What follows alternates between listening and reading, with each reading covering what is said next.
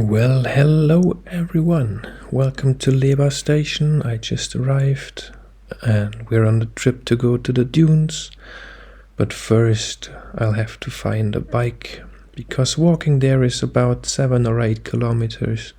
It will take me quite a while to get there, so if I'm lucky I will find a bike and just ride there, float you could say. On a second note, this is gonna be a long video, so you better get something to drink, sit down, relax. I'll show you the complete route to the dunes. This is gonna be fast forward, like 4 times as fast. So in reality, I think it took 40 minutes, around 40 minutes. To make it a little more exciting, I'll speed it up and play some music for you. Also, there is another video you could check out. This is just aerial video of the dunes. So just the best shots, all the nice stuff in one video with some music underneath. Subscribe, like, so other people can find it. I appreciate it. And now, enjoy the trip to the dunes. Bye bike. Oh wait, what's that? I think I just found a bike.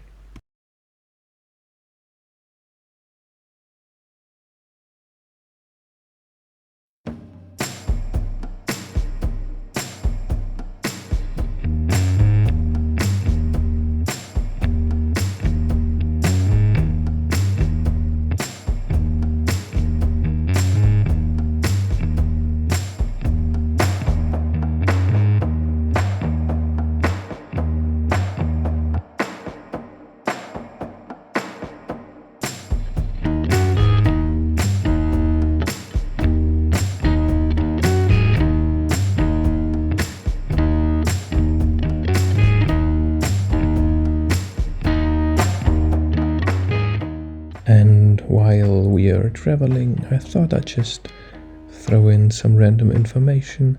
For example, the wind blows the dunes inland.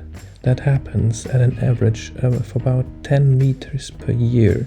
So every time you come here, it's a unique experience. The native people of the area who have lived near the dunes for hundreds of years claim that at least one entire village lies underneath the sand.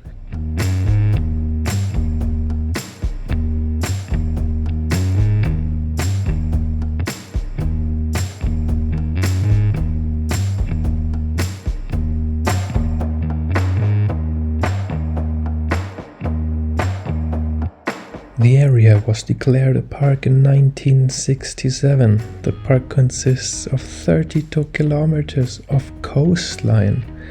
The park is named after people known as the Slovincians, who used to live around Lake Łeba.